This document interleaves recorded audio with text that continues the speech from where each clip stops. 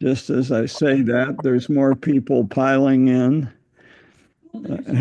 Harold, Homer, Jim, excellent.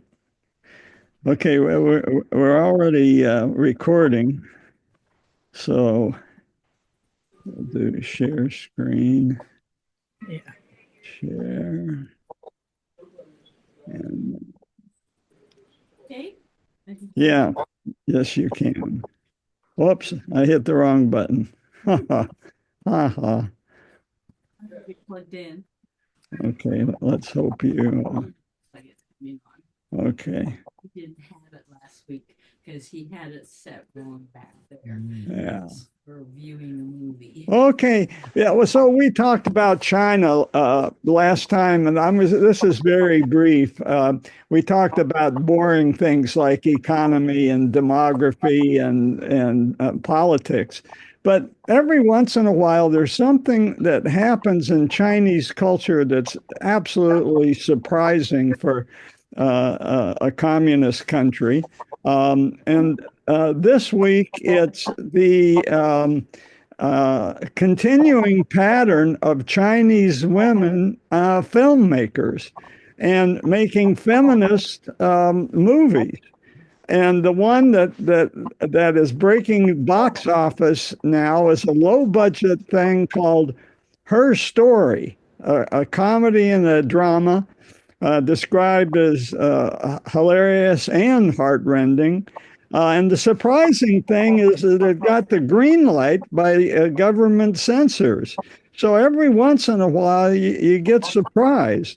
And this kind of movies, in contrast to the boring movies that have been made during the Xi area. Before then, there was a kind of in the early noughts a new wave of Chinese cinema, but Xi kind of stomped on that. But here it's kind of making a comeback. And defying the Communist Party leaders that want to crack down on feminists. So a low budget film about a single mother and kind of an eccentric new neighbor. It's pitched at young Chinese women and looks at the problems that they have, especially single parents. Just to remind you, this is the world's largest movie market. They're avid movie goers. So this is the female director, and some people have called it China's Barbie. So take that for what you want. And it focuses, and many of the characters are unemployed and frustrated, and they're addressing the angst.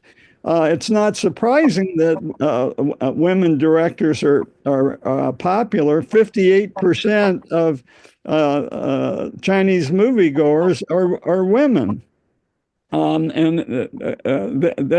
they've been bored by the patriotic rags to riches tales and Rambo type movies that China's been doing. So you can get a picture that this is kind of lighthearted fare, and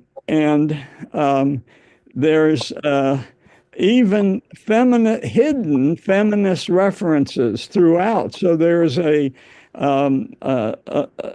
kind of a phenomenon of women talking about the movie and finding the hidden references to people like Ruth Bader Ginsburg, Frida Kahlo. And there's a Japanese feminist that is very popular in China. Who knew? And there's also allusions in the script to Gloria Steinem. And so this is a welcome relief because a lot of women have been marginalized in mainstream movies and dismissed by men directors. There's also something called the she economy, which focuses on the purchasing power of women who are employed more than men. Well, so here's the problem over here: the Politburo. You can't find a single woman there, and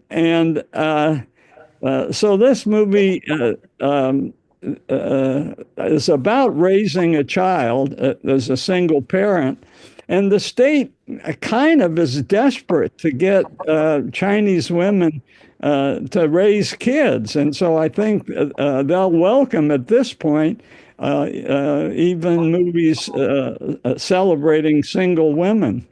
And it focuses on the thankless work of motherhood, of course, but even talking on touching on a taboo in Chinese society, which is discussing menstruation. This movie's not the only one. There's a pattern, and there's especially another female director. She's really a comedian, so she makes funny movies, not movies with a serious theme, at least on one track, like this movie. And for a while, her comedies were so successful, it made her the top grossing female filmmaker in the world. But that after Barbie, Greta Gerwig took that back. And then there's a spin-off of the movie, just a discussion of gender issues on social media, which is surprisingly free in China. It's not heavily censored. There are some things that pop up and then they disappear immediately if the censors don't like it. But a lot of times it stays up long enough that it spreads around before it can be censored. All right, so that was my light interlude introduction. Now we go to the topic of the day, which is Syria, and I'm going to start in 600, but I'm going to go lickety split. But I think it's useful. A lot of the actions taking place in Damascus, and it's useful to place Damascus in the historical record. So before Muhammad, there was a Damascus. And Muhammad made his living in his early years as a caravan master, driving camel herds with trading goods. So here, this is the water, and so a lot of goods were traded off of boats and put on camels and taken up to Damascus. Petra is a trading hub at this point, now in the desert. Some of you may have been there. And at this time, Damascus is just a sleepy little town. Muhammad, though, it's interesting, he never went to Jerusalem. And that's kind of surprising since he came so close to it so often and he was a spiritual guy. But he didn't. And there is a famous dream that he had where he goes to Jerusalem in his dream, and that is something of myth in Islam. And so he dies, and the first caliphate is set up in Medina by his close buddy. But after about 30 years, it moves to Damascus, where all the action this week has been. And the second caliphate is the Umayyad Caliphate, and there's a famous mosque there This isn't the original, but it's close to the site of the original mosque, and the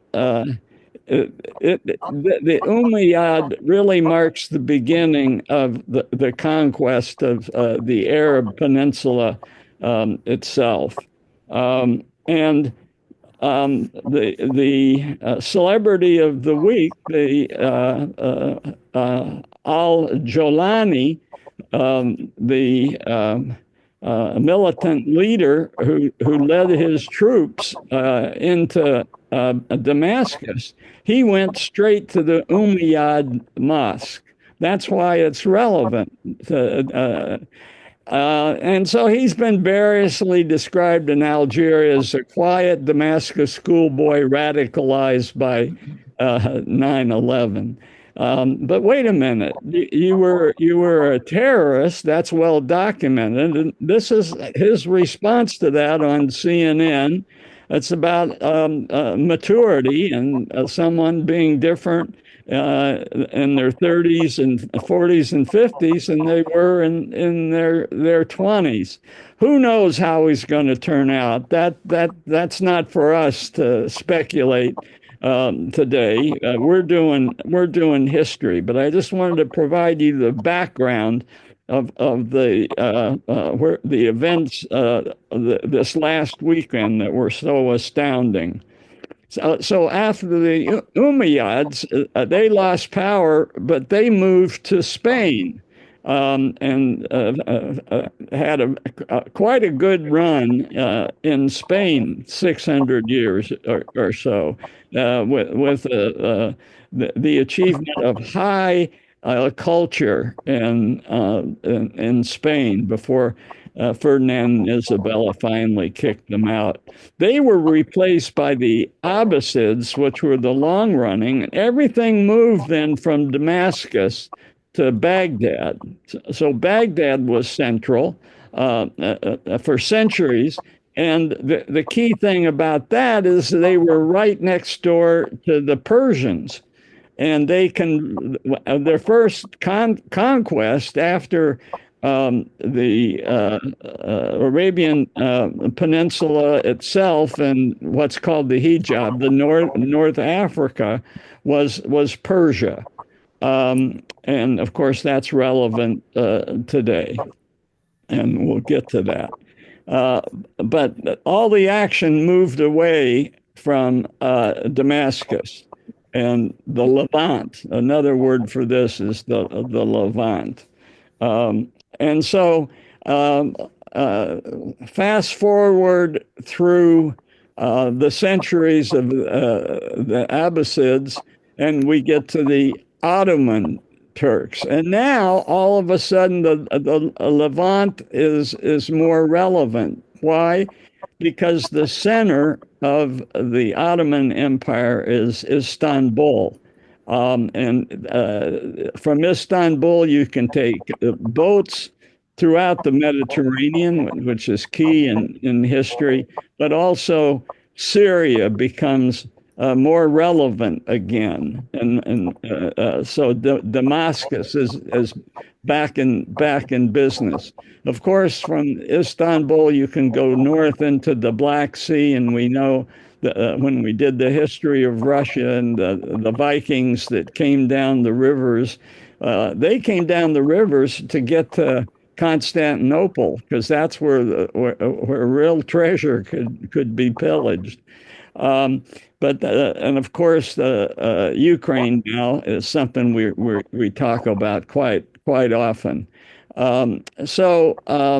The huge expansion, that 1453, they conquer Constantinople, turn it into Istanbul, but their largest expansion is in the next century. And they take over all of Asia Minor and then Europe, and they get to the gates of Vienna. And they conquer Hungary, and also they solidify on the Silk Road, their holdings on the Silk Road. So we're lickety split. We're up to the Ottomans carry on until the end of World War I. And of course, you've seen the movie with Lawrence, who fashions himself as an Arab to promote the British interests in Syria, really. And the reason for that is they suspect there's oil deposits in the Middle East. And the reason that's important is the British Navy has converted from coal to oil. There have been no firm findings of oil there, but there were big hits on oil drilling in Iran. And so they thought that that was a good bet. And of course, they were right. Um, so Lawrence leads the Arabs to rise up against the Turks. And that was the whole um, uh, uh, theme of Lawrence in Arabia, how he could, as a guerrilla fighter, get the Turks to throw the Ottomans out of Arabia.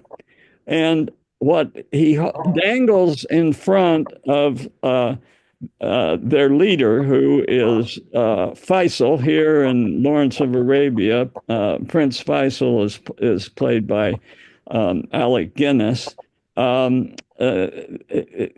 He is the Sharif. He is a Hashemite. The Hashemites have been providing the custodians of Mecca for a long time. Now, today, the Hashemites are in control in Jordan, but the Saudis kicked them out soon after the story of Lawrence of Arabia ends. But important for Faisal was Damascus. He wanted Damascus as an Arab capital. And you remember in the movie that the troops make it into Damascus, and unfortunately, they just loot and they're undisciplined. The current group that went into Damascus so far is more disciplined, but they loot and then they go home. And nevertheless, Prince Faisal shows up in Paris to see if he can still salvage Damascus as a capital, and he can't.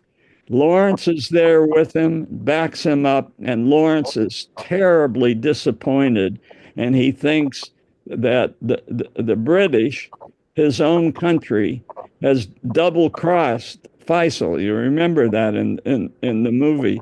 But it's not the British alone that double cross him. Before we go on, there's this optimistic slide where Faisal welcomes his Jewish cousins to come to Palestine and live together with them. That seems unbelievably impossible 100 years later. But there is this precedent for the Abraham Accords, if you will. They were cousins in the descent from Abraham, both being Semitic, and it just hasn't worked out. And one of the big reasons is this secret treaty negotiated behind Lawrence's back during World War I, and behind Faisal's back, to set up a mandate of this whole territory, and they set it up for oil. There's already oil being pumped in Iran. The British Navy needs oil. So they cut this deal And the blue part goes to France. And that's the Syria that we're going to talk about. The pink part becomes the British mandate. And it's divided in two parts: Mesopotamia, which will become the country of Iraq, and Palestine, which we don't have to define anymore so much in the news. So these are the mandates that broke Lawrence's heart and broke Prince Faisal's heart. So then out of that comes these countries early in 1925. And so Syria, the country we're talking about, Turkey is no longer the Ottomans. Their empire disappears, as does the Hapsburg, Austro-Hungary, which we're all watching the prequel in The Empress, and also the Russian Empire falls after World War I, as does the German Empire, the Prussian Empire. So the age of empires is over, and nationhood is here, and it creates its own set of problems, as we know. So Syria itself. This is the Syria created by that secret treaty that Sykes-Picot, and the key thing here is the Alawites. So who are the Alawites? The Alawites are a offshoot of Shiism. Some people would call it a cult of Shiism, but they're Shia Muslims. I'm not going to go into the difference between Sunni and Shia. We've done that. I'm glad to do it again eventually. But Shia are allied in religion with Iran, which is the Shia religion. But anyway, the Shias have this strange outpost on the Mediterranean, and it's the French who decide, you know what, we need enforcers. And it's always hard to get enforcers in the majority. The majority of Syria is Sunni, and it's easier to recruit a minority to be the enforcers, and that's what the French did. And the Alawites have been in charge for the last 100 years until this weekend. And so that's a big development. Other areas, Aleppo, we've heard that name. That was a northern district of Sunni. Turkey is Sunni, of course, and they've had their hands in putting the rebels and helping the rebels organize up here so they could go down and capture Damascus. So now let's talk about the Assads. So Bashir, the guy that just left to live in Moscow, man, what a grim fate that is.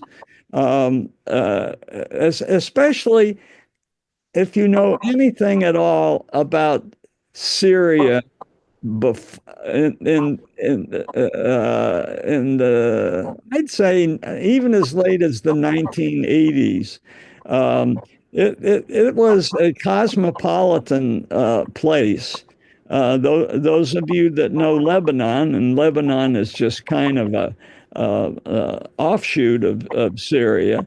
It was called the Paris of the Middle East. And it was as late, certainly I remember it in the 1950s, 1960s. But let's take the Assad family. Yeah, Jim. I think my friends from Lebanon would object to your characterization that Lebanon was an offshoot of Syria.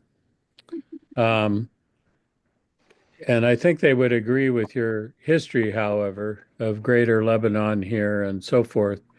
The term comes from Levant, and which was a word they that meant white, and it was for the snow-capped mountains. And there are many ski resorts in Lebanon that are quite affluent and European in nature.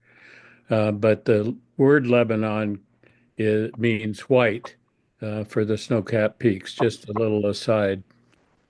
Thank you. Thank you.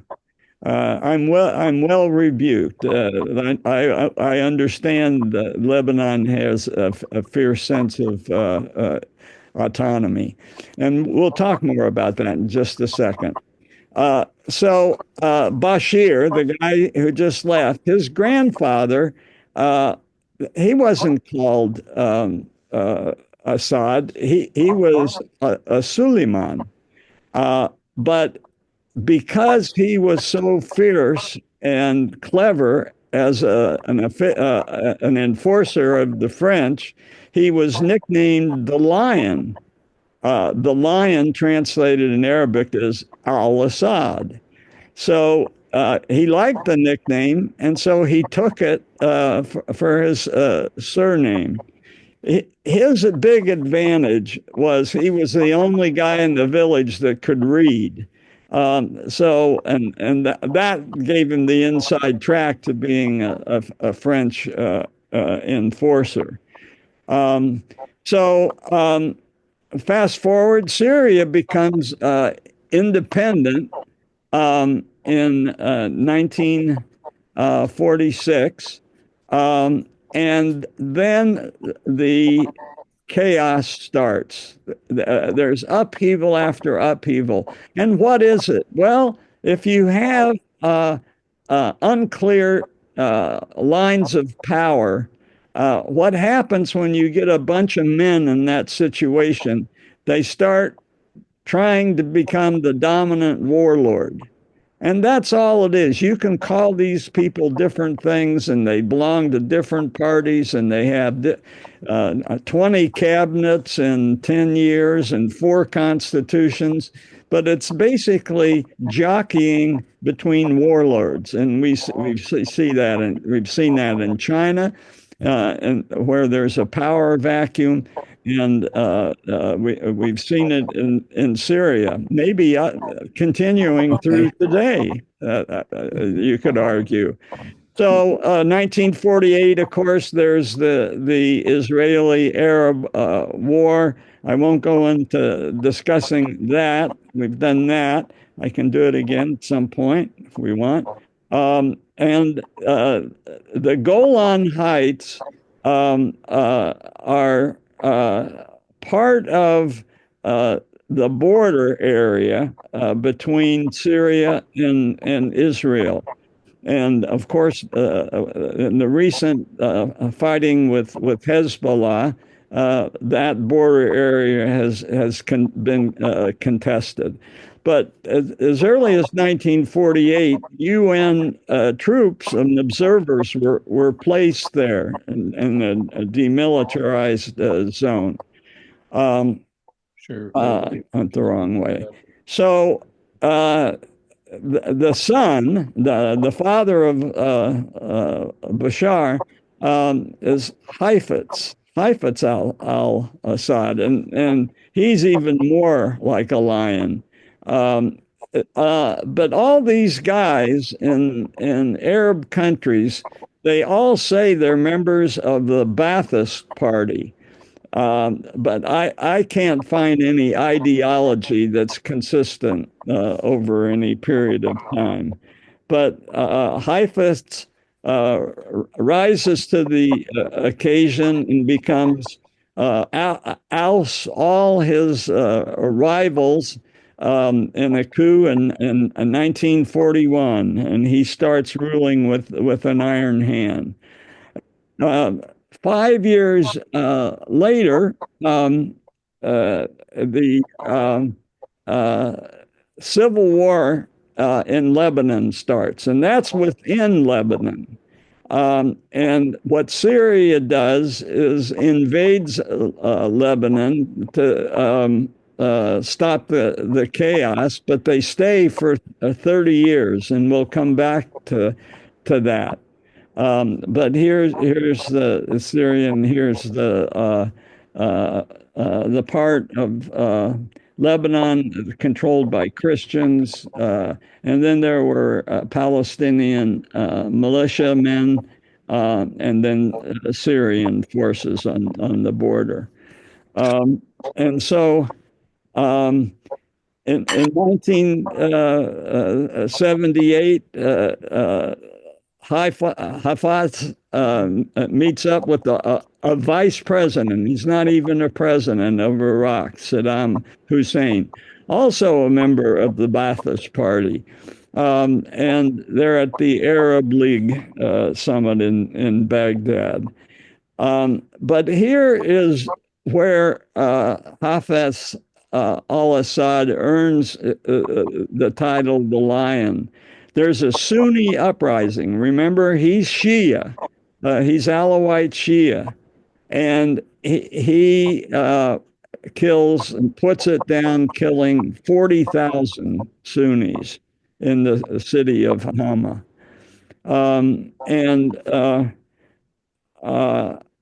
Then he meets later on secretly with Saddam to try to make sure that their border is secure and they're not going to attack each other. But they're very wary of each other, and they don't allow any handshakes to be photographed because, remember, Hafez is Shia and Saddam is Sunni. Then Syria pushes their luck too much in Lebanon. There was a successful Lebanese prime minister, homegrown, and he was so successful that somebody assassinated him. And it was probably Iran. And Iran's a big player, and it's going to get even bigger as we'll see. But this is after Khomeini's revolution, and they're starting to expand. And so their agenda is to get Hezbollah going in Lebanon. If they can get Hezbollah going and get expand on the Shia presence, which is and join the Alawites as Shia, that's what they want to do. So they probably were responsible, and sure, Syria had to pull out, but they continued. The Shia continued an occupation by another name, and that was Hezbollah. So it's kind of complicated. But the illogic of the mandate in both Syria and Iraq, I want to summarize, because it's the illogic is similar. It's a convenience of the colonial powers to have minority enforcers, as we've been talking about. In Syria, it's the Shia Alawites. But in Iraq, it is the minority Sunni because the Shia are the majority in Iraq, as we learned when W. Bush invaded. And so this mandate logic of both France and Britain has set up structurally endless ethnic conflict. And I love this map because this would be a rational way to have organized things where you had one large Sunni state right in the middle, because the Sunnis are in the east part of Syria, but the west part of Iraq. And the Shia all live, as you might expect, close to the border with Iran. And all of the Shia operatives functionally are in the western part of Syria.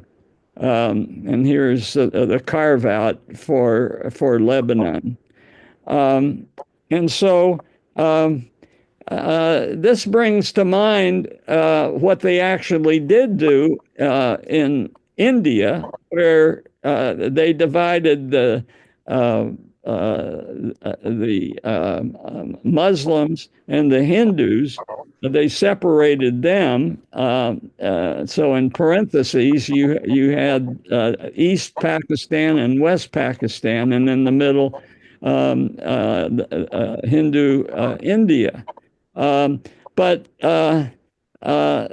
these individual, and we know that hasn't worked out too well, these individual nation states that we see popping up at the end of World War I towards World War II are not necessarily an improvement. And there is a historian, Robert Kaplan, that Ramsey introduced us to, that says actually empires are more stable. So all those empires that died with the First World War might have, as bad as they were, might have been more stable than what we got now, and that's two nuclear powers of different religions facing each other.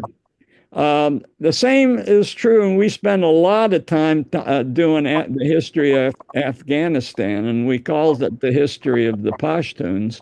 It's the same problem in Afghanistan. The Pashtuns are right in the middle of two, what's been defined as nation states.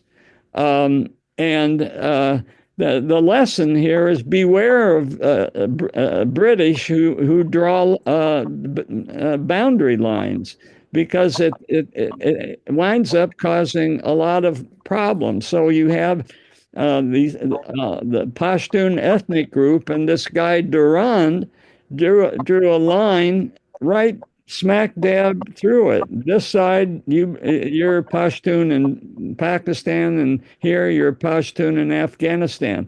And believe me, this is in the headlines today, this ongoing irrational conflict.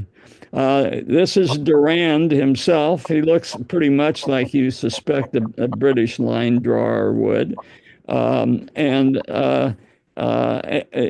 Afghanistan was independent at the time, but the Brits had taken over its foreign affairs and diplomatic relations. And when he drew up this a boundary agreement, it was only 1 page long. Imagine that. And then this problem continued, and Russia tried to go in and rationalize it.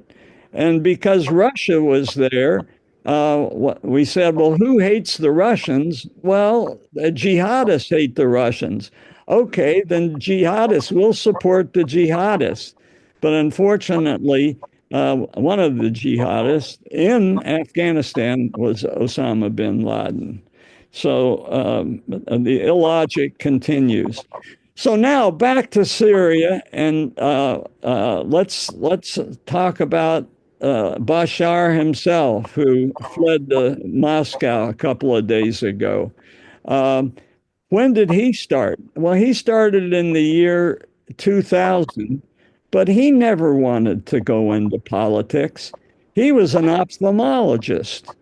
And he had gone to medical school in London and had actually started work, and he was quite happy there. He was unsuited for politics and the military. He was a shy guy, timid, avoided eye contact. You could barely hear him speak. When he was growing up, his father didn't want to have much to do with him. And he was described as the geeky IT guy, which goes along with his being president of the Syrian Computer Society. And he led, like Al Gore, introduced internet into Syria. So his brother was supposed to be the next guy. And here's his brother. But 6 years before the father died, Yes. his Hold on. older brother died. And now all of a sudden, Hold on. no, Bashar, you have got to be following your father's footsteps and become the lion. And so he had to come home from London. And he started 6 years of grooming by joining the military and trying to learn the ways of politics. And so he gains power. What had happened if his more capable older brother had survived? But Bashar didn't get off to a bad start.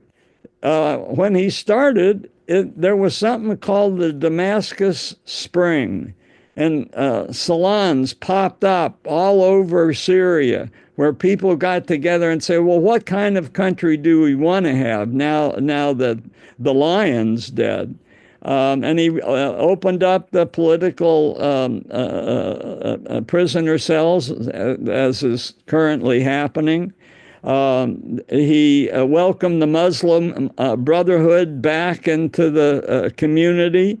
Even Pope Paul said, I think I'll, Pope John Paul said, I think I'll give him a visit. And so he came. But after a year, his henchmen said, hey, things are getting out of control. And people are not being as loyal to you as they were to your father. So what came next was the Damascus winter. And the other things that were happening about that time was 9/11 and the U.S. invasion of Afghanistan. And he criticized both. He was even-handed that way. The Brits, he told the Brits that he'd even accept the state of Israel. And in fact, the CIA, they found Syria one of the most effective intelligence gatherers of any of their contacts. And the CIA used Syria as a location for what was called extraordinary rendition, where we captured suspects and held them without process. Things puttered on until 2011, and that was the Arab Spring, you'll remember. And soon it got out of control. As people protested against Bashar, the Syrian army counterattacked. This cartoonist had drawn this cartoon of Bashar, and he had his fingers broken, so he couldn't cartoon anymore. All of a sudden, the EU started putting travel bans and freezing assets. and the Russians saw an opportunity. They started vetoing sanctions against Bashar soon after the Arab Spring. And the Arab League even condemned Assad, but Putin didn't. But sooner, it wasn't long before his own allies started to condemn him. First, even a cousin. And then there was another harsh cousin from the other side that had been so bad that he was exiled to Belarus, a close Putin ally. And so there was even violence in the Alawite territory. And then ISIS, remember them? They come into the picture. And so he starts getting desperate and using poison gas. And you'll remember Obama, shortly after this use of poison gas that killed 1,400 people, drew a red line. But then he did it again with chlorine. And so Obama famously got cold feet. And according to the Washington Post, he kind of used a disingenuous way of getting out of his commitment to the red line, because he really didn't want to send in troops. And so what he decided to do was seek an airstrike authorization from Congress, which he knew Congress would never give him. So that way he could blame Congress. But after Bush's invasion of Iraq in 2003, there really wasn't much appetite, not just here, but the British Parliament even did not want to use force against Bashar al-Assad. But this way, he could at least, with a fig leaf, blame Congress. But surprisingly, there was a way to extricate himself out of this problem. John Kerry had casually mentioned Russian Foreign Minister Lavrov. He's been around a long time. He casually mentioned that if Assad turned over all of his chemical weapons, maybe that would resolve the crisis. And that's what he did. And the Russians brokered that. And that got the Russians even deeper into control in Syria. And just looking at that overall development, the right decision was made. The chemical weapons were put beyond use, and America didn't have to get into a big bombing campaign. We've been involved there in low-grade interventions all along. But anyway, something that no one thought was possible happened because of this accidental discussion between two enemy diplomats. So that opened the door for further Russian involvement, and pretty soon they were in total control of the Syrian airspace. And that had a terrific side benefit for Russia. It gave them a warm water naval base in the Mediterranean. And this was soon after Putin had taken over the naval bases in Crimea with his famous Green Men, low-key invasion over a short period of time. Nobody knew what was going on. Now, all of a sudden, he's got a base in the Mediterranean, which allows him to dabble in Libya, which he's still doing. And if push ever came to shove, he was on the other side of the Bosphorus, the narrow channel that leads into the Black Sea. Now, Turkey has, by treaty, demilitarized the Bosphorus. So nobody can take military ships or weapons through their territory into the Black Sea. But this allowed Putin to have ships in the Mediterranean, and that was a way station, not just to Libya, but to Central Africa. And I'll show you a map of that in just a second. Nikki Haley, who was our UN representative, just threw up her hands and gave up on getting Assad out and said, we are no longer focused on getting rid of Assad. It made a certain amount of sense because ISIS or ISIL was very active at that time. Anyway, Russia had control of the air, and he flattened Aleppo, and which is the Russian way of liberating a town. Truth be told, that's kind of what we did in Vietnam, liberate a village.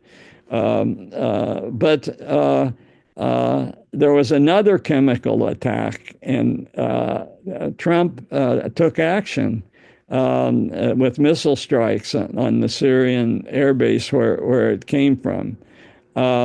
And Assad spoke out against Trump. So just to give equal mention, he did that right. So what was the geopolitical asset that Russia now had? Well, here's a naval base right here. And this was their access to the Mediterranean. They could keep ships here and move them out quickly and strike force if necessary. Putin was ferrying supplies to Libya, and then, as I said, from Libya on into Central Africa. And you'll remember Prigozhin and his gang of merry men. They had gone into Africa, and they're in even today. Russian mercenaries are in many African countries. I'll show you a map.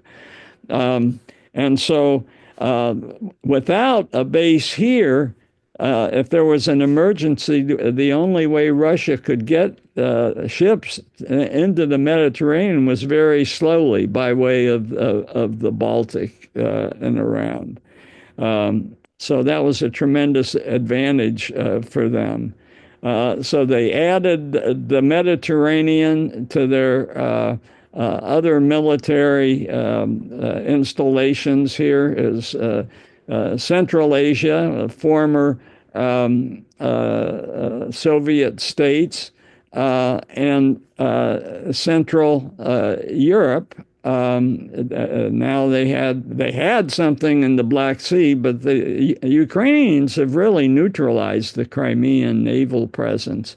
But they've got presence in Belarus with their fellow dictator. And so this is a more detailed map, including minor bases, but the two major ones are the naval base here, and then there's a air base here. And the question is, how long will the Russians have that? They've already pulled out a lot just to make sure their supplies don't fall into enemy hands. I won't go spend any more time. This is a really weird set of slides that gives you an insight into what could be called this strange binding between religion and war.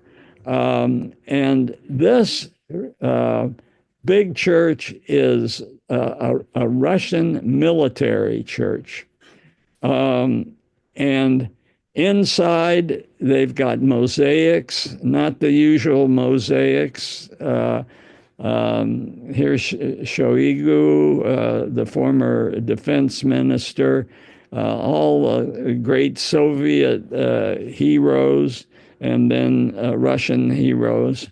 And in there is a mural of Russian soldiers in Syria with the angels smiling down on them and their holy work. I don't know if they'll keep that mural now or what'll happen.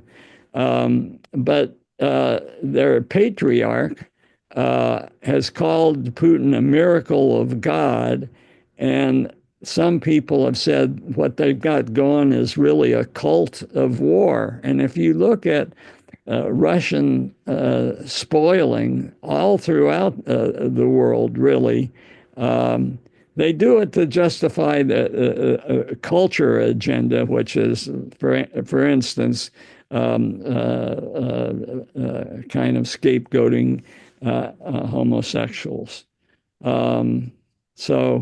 Another mosaic. And then it's useful to look at Russia from, they've got quite a presence around the Arctic Circle just by the position of their country. And then there's other blue areas around. But America, just to be fair, we've got a much wider presence all around the world. So you might understand that they're a little paranoid. And this is what they've got going in Africa. It's really quite remarkable. Now, these aren't heavy army units. They're mostly mercenaries. But still, they would like to have a supply port to fly equipment and ship it on, a combination of air, sea, and land. Another look at American military bases from the side, and there you see in the southern hemisphere, Australia in particular. This allows you to compare the red and the purple, or the American, and the blue and light blue are Russia. Just to give you a geopolitical sense. The axis of resistance. So this is what we're talking about now. The axis of resistance is bringing Iran into the picture. And they, as we well know, were riding high with the Houthis, gumming up the Suez Canal, and beyond Iran itself, their close relationship with Shia militias that could get equipment, even missiles, across to Syria and on to Lebanon and on to the Houthis. I'm sorry, Hezbollah, and of course Hamas. We don't have to talk about, and so this was the land corridor of missiles. Now, all of a sudden, there's not going to be a land corridor for the missiles of Iran to Hezbollah in Lebanon. Geopolitically, this is quite significant. This is a burning bridge, and that's why there was so much talk over the weekend about a reshuffling of global power.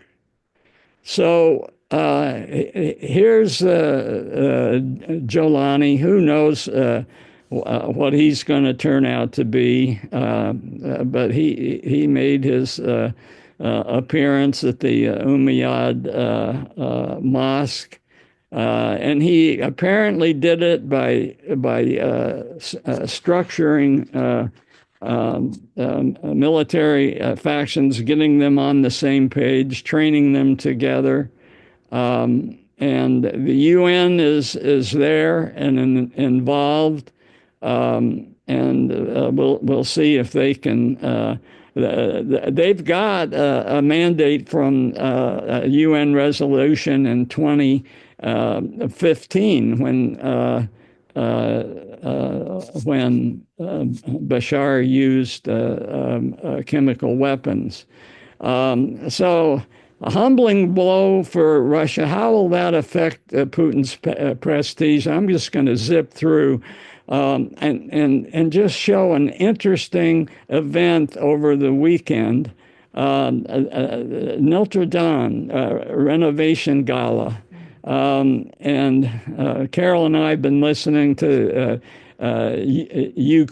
Ukraine, the latest, and they spent a lot of time talking about this event and the body language and the choreography. So here is Macron, who set the 5-year date for getting the burning damage to the Notre Dame to get it fixed, and they made it in time for the Olympics, actually. But what happened here is when Zelensky showed up, everybody applauded. And I think everybody understood that Putin lost, and Trump hates losers. And Trump loves winners, and all these people loved Zelensky. And Macron leveraged that and made sure and choreographed and made sure that they met. Hello. And then let's stand for another photograph. Oh, and one more. And Zelensky said something nice about Trump, and then Trump started choreographing it. He started initiating contact. Let's talk some more. And Macron realized he didn't have to do everything that Trump would do it. And the body language was very positive. Who knows if our friends on Ukraine, the latest, are overreacting, but they certainly made a big deal about it. And Macron kept them together. Let's go outside for a picture. And there you are. And even Netanyahu claimed credit for starting the process that led to Syria's fall. So everybody wanted to get into the act.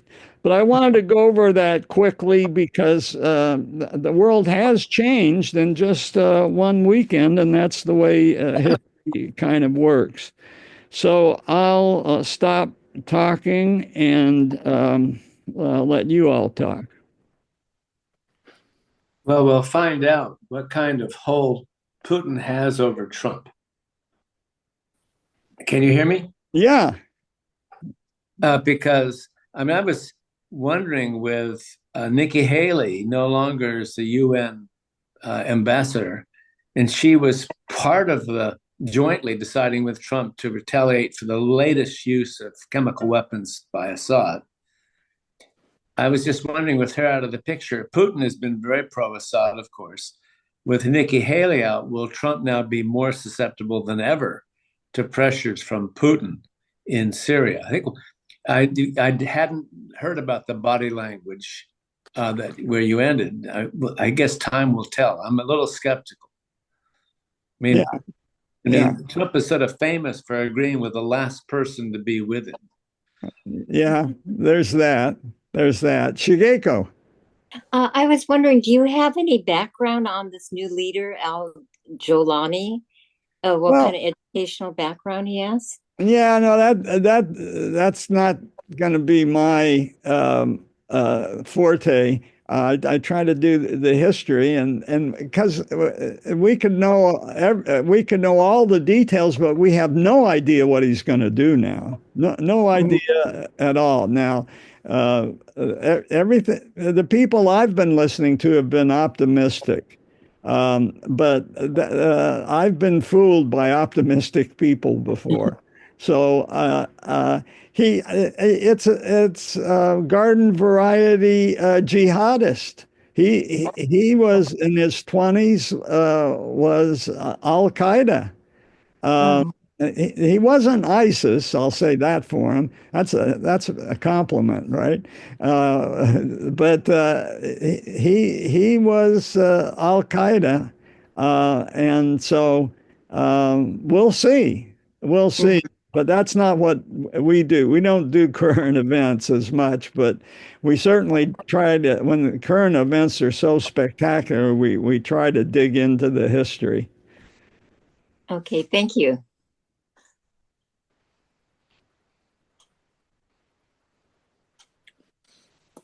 Okay. Any other thoughts? So, all right. So who knows what'll divert us next week? But I'll try to get back to the Austro-Hungarian. Austro-Hungarians. So I'll tell you what. Let me know any strong feelings that you have if you don't want to speak up now. But let me know. I mean, we are going to get back to the history of California, I promise. But the world's got to calm down a little bit. But the Hapsburgs are really interesting, and this series is particularly compelling. So if there is continued interest, anybody joining me and Toby and Julia and Aiko, anybody else? Oh, and okay, Jeannie. Well, Yeah. okay, we've got something going. We can still be outvoted if there are people that want us to get back Are you to. still recommending the Empress, the PBS special? Yeah, Series? yeah. At least we don't know how it ends. And Oh, wait a second. Maybe we do. Spoiler alert. Yes, Aiko. Okay. See you next week. I feel hopeful that Jelani at least shows his face, unlike the guy in Afghanistan that was always you never saw his face. What's his name? I forgot. The Omar. Omar, yeah. Because I mean, if you're afraid to show your face, how can you negotiate? Well, the other thing is he's not making women wear anything, right? Syrian women the history of Syrian women is much different than the history of Pashtun women. So there's that. And so I don't know. We'll see. I hope my optimistic informers are correct. The other thing too is that the British and the French like to have these minorities, and Hutus and Tutsis were one of the examples Oh, too yeah. in Africa. And did you say why? Is it because they could control that? They can control the minority better? Yeah, it's a smaller group. You can get into the headquarters and not as many people to bribe. All you have to do is give a minority weapons, and a minority with weapons we see this can do a lot of damage around the world. Oh, Mm-hmm. Oh, sign up. are you waving goodbye, Bruce? I am, as a matter of fact. Yeah, wait, so you rush to watch the Empress before you remember what Aiko said. Okay. Thank you, John. I It was didn't great. hear it. Oh, Fortunately. good. Oh, good. All right, see y'all next week. Bye, everyone. Thanks, John. Bye. Thank you, Thank John. you so much. Yeah. Let's see.